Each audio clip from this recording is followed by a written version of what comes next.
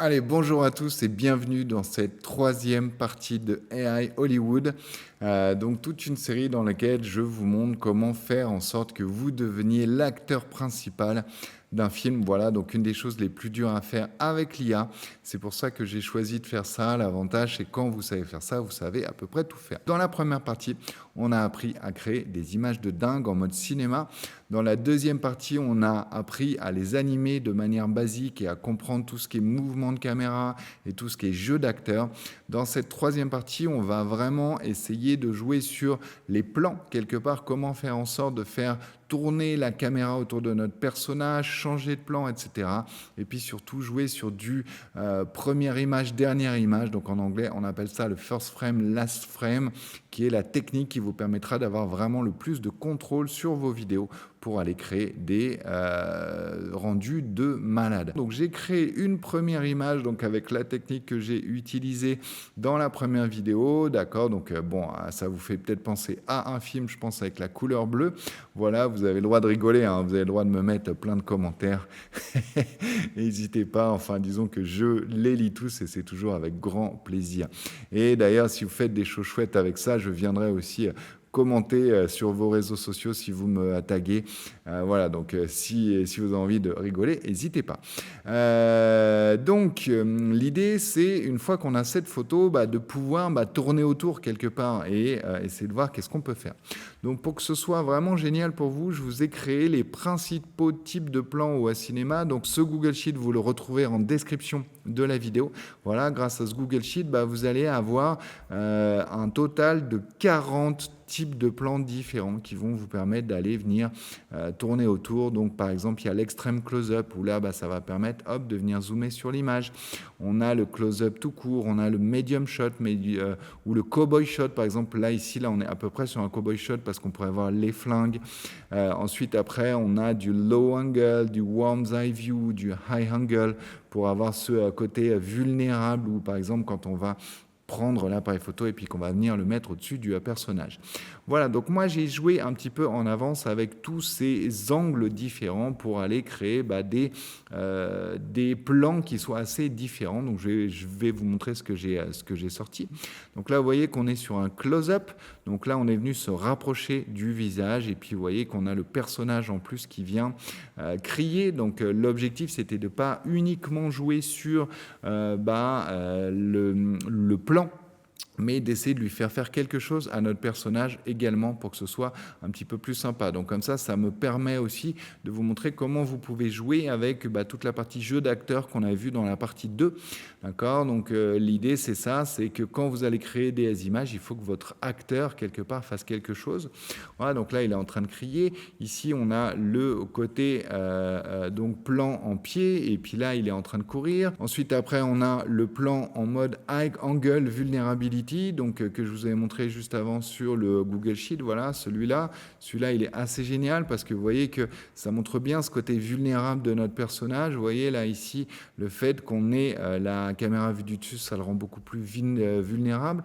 Là on a le fameux worm's eye view où on se met à la place presque d'un ver de terre sur notre personnage. J'aime beaucoup celui-là.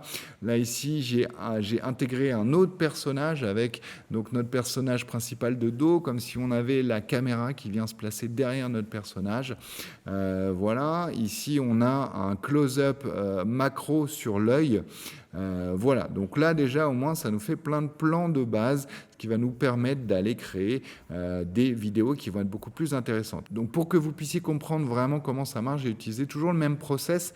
Ça veut dire qu'en A, j'ai toujours mis cette image-là et en B, ensuite j'ai mis l'autre image. Ensuite en A, j'ai mis toujours cette image-là et en B, cette autre image, etc., etc. En A, celle-là, en B, celle-là. Enfin, vous avez compris le principe. Comme ça, vous allez pouvoir mieux comprendre. Mais pour que ça fonctionne bien, il faut avoir quelque part une bonne description. Ça veut dire qu'il va falloir décrire ce qui se passe entre cette image et cette image. Voilà, disons que comment ça se fait que d'un coup, il vient s'asseoir et puis comment comment est-ce qu'il le fait? Disons que l'IA, elle va vous demander un petit peu plus que de juste mettre une image de départ, une image de fin, elle va vous demander de décrire ce qui se passe. Donc je vous ai écrit un prompt qui marche vachement bien, franchement je suis hyper content, parce que celui-là je l'ai beaucoup testé et il marche vraiment bien. Donc en gros vous n'avez rien à changer, c'est assez cool.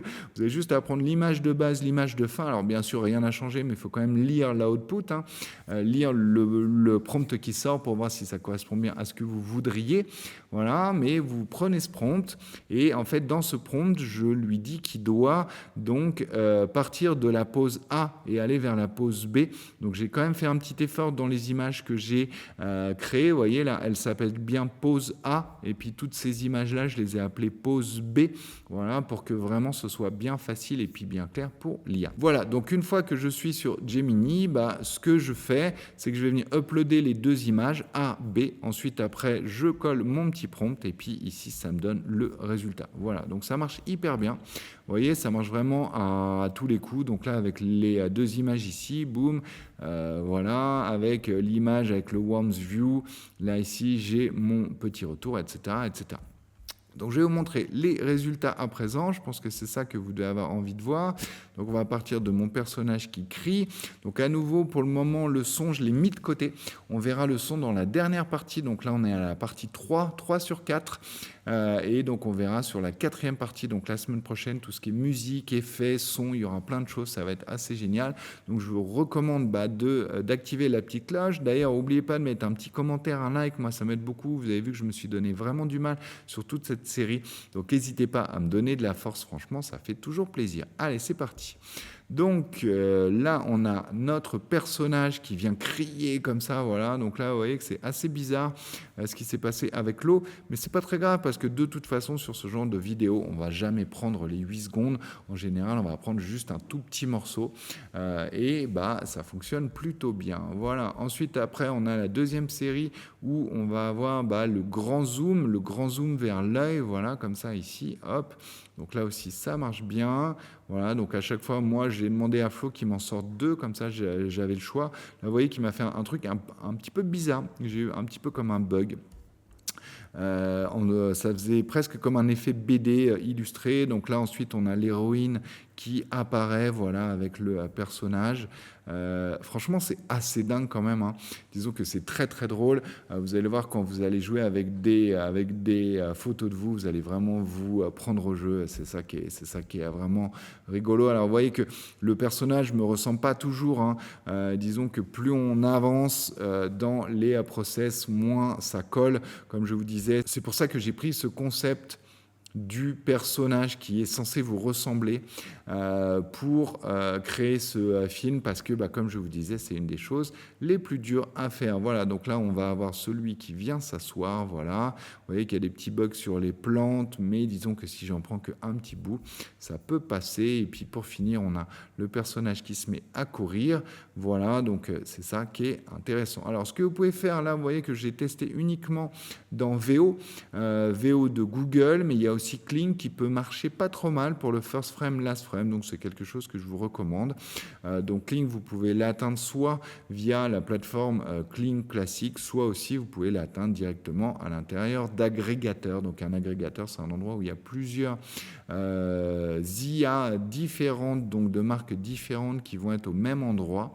Voilà, et donc là, par exemple, sur Créa, vous avez donc la dernière version de Kling et il vous suffit de mettre une start frame, head frame et puis de cliquer sur générer. Donc ça se fait très très bien. Voilà, j'espère que vous avez appris plein de trucs pour cette vidéo. En tout cas, là, vous avez vraiment de quoi vous éclater sur les plans.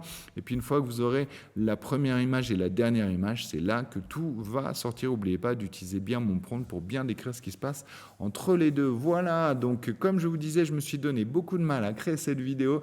J'espère qu'elle vous a plu. Je vous donne rendez-vous la semaine prochaine pour la dernière partie de cette série sur laquelle je me suis régalé comme un dingue. Personnellement, j'espère que vous éclatez autant que moi. N'oubliez pas de mettre un petit pouce, un commentaire commentaires. Quant à moi, je suis Patrick Belair, je dirige une agence de communication digitale dont le nom est La Dictature du Beau. À l'agence, on fait briller nos clients de la meilleure manière possible à travers la création de sites web, d'applications mobiles, de branding, de campagnes marketing, etc. Et puis comme vous en doutez, je fais aussi beaucoup de conférences et de formations sur l'intelligence artificielle. D'ailleurs, si vous voulez m'invoquer dans votre entreprise, vous avez toutes mes coordonnées en description de la vidéo. Voilà, à la semaine prochaine.